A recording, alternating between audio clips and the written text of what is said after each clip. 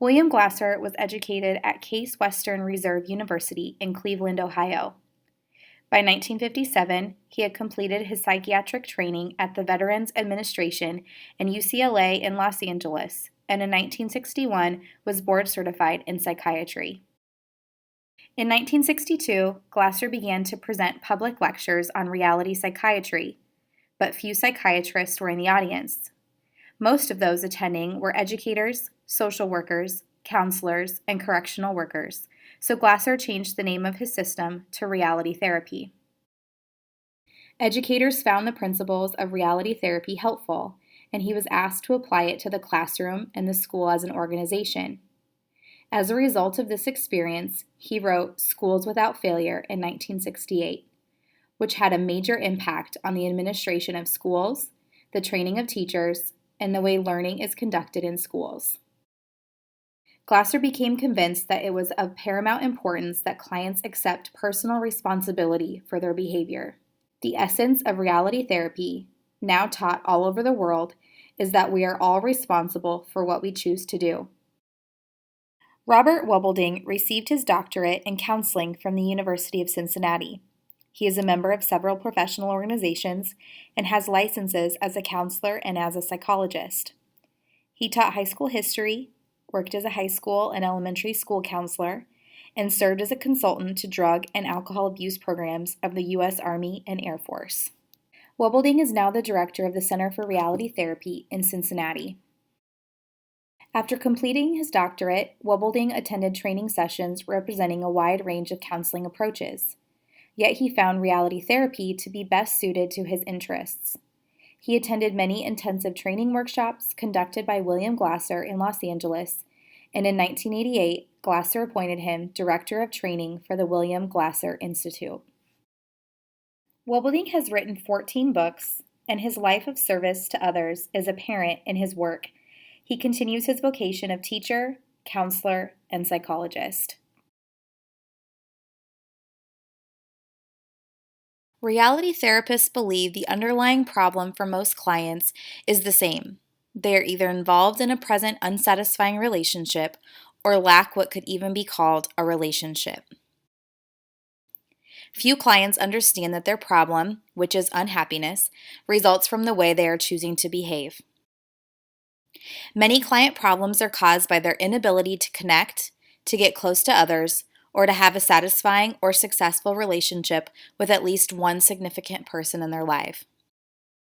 Reality therapy is popular in schools, state mental health hospitals, halfway houses, and alcohol and drug abuse centers.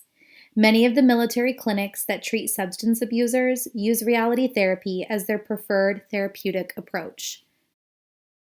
Choice theory believes we are born with 5 genetically encoded needs that drive us all our lives: love and belonging, power, fun, survival, and freedom.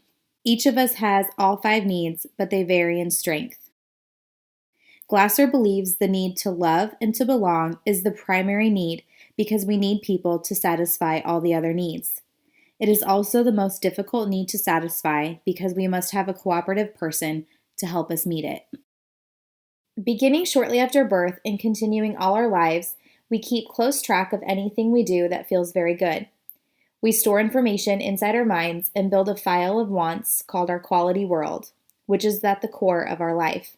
In our quality world, we develop an inner picture album of specific wants as well as precise ways to satisfy these wants. Choice theory explains that all we ever do from birth to death is behave.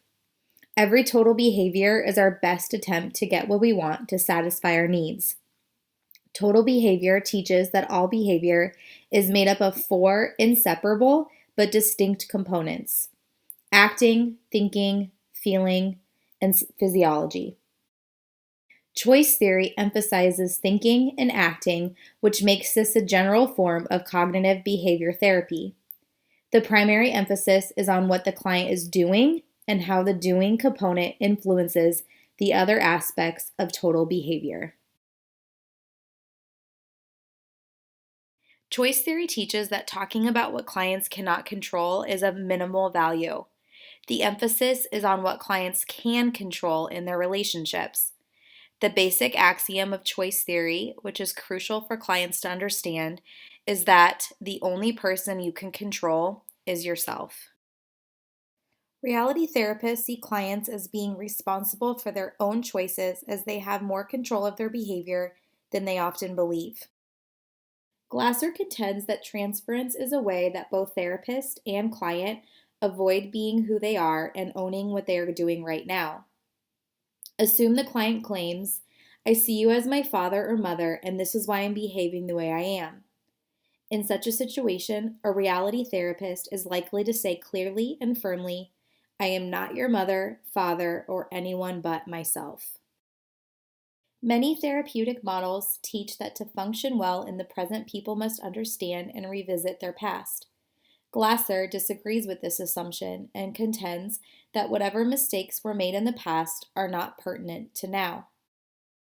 Reality therapists will devote only enough time to past failures to assure clients that they are not rejecting them.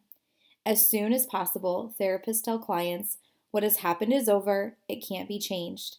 The more time we spend looking back, the more we avoid looking forward.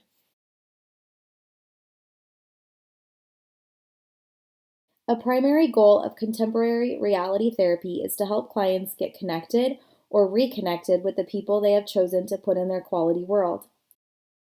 Reality therapists teach clients how to engage in self evaluation, which is done by raising the question, "Is what you are choosing to do getting you what you want and need?"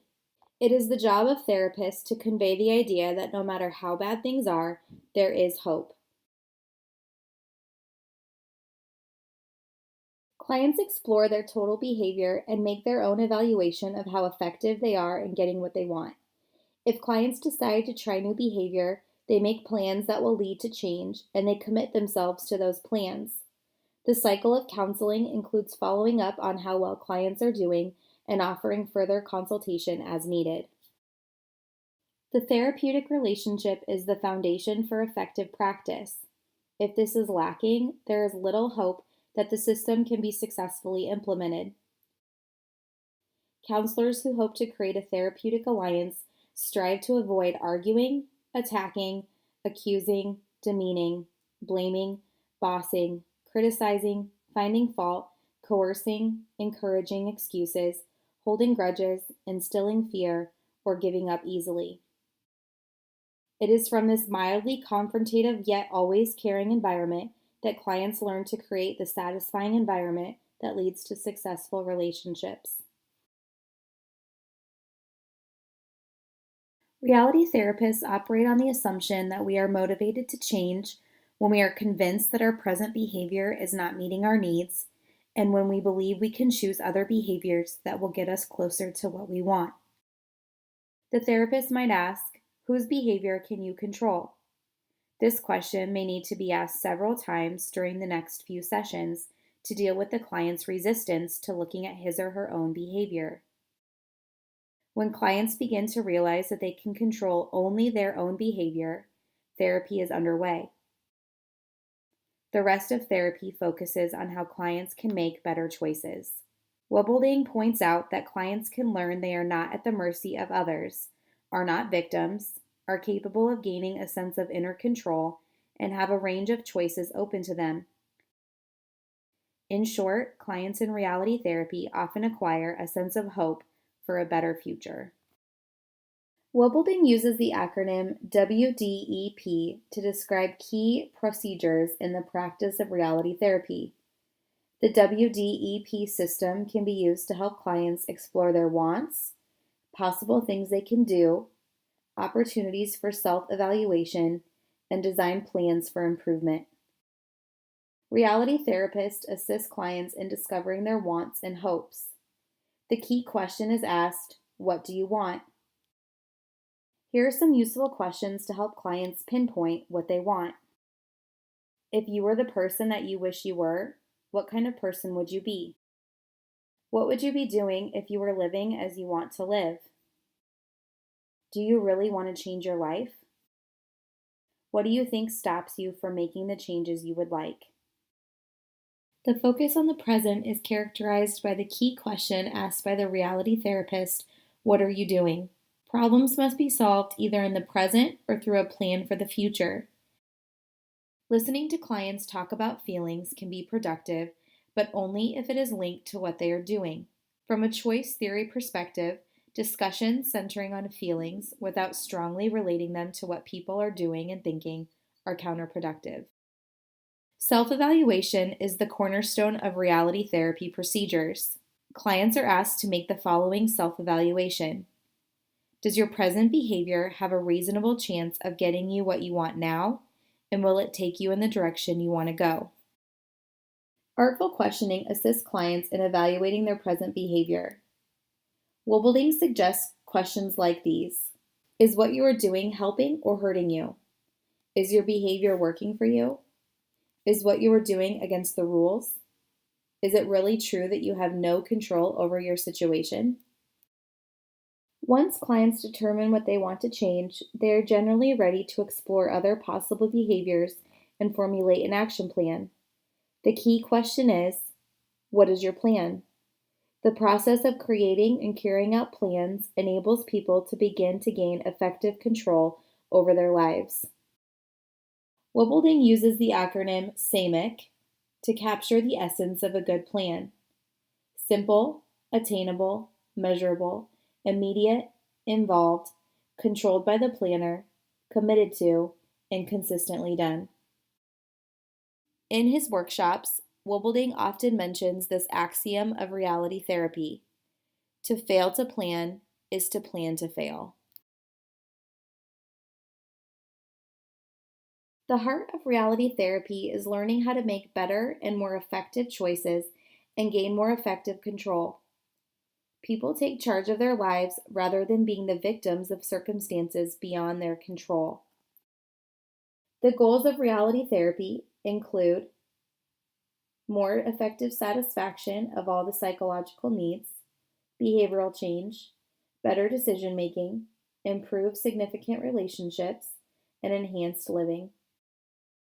One of the main limitations of reality therapy is that it does not give adequate emphasis to the role of the following aspects of the counseling process: the role of insight, the unconscious, the power of the past, and the effect of traumatic experiences in early childhood, the therapeutic value of dreams, and the place of transference.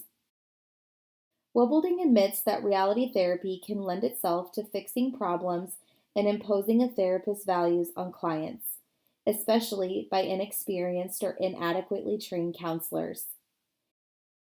It is critical that therapists monitor any tendency to judge clients' behavior, but instead to do all that is possible to get clients to make their own evaluation of their behavior.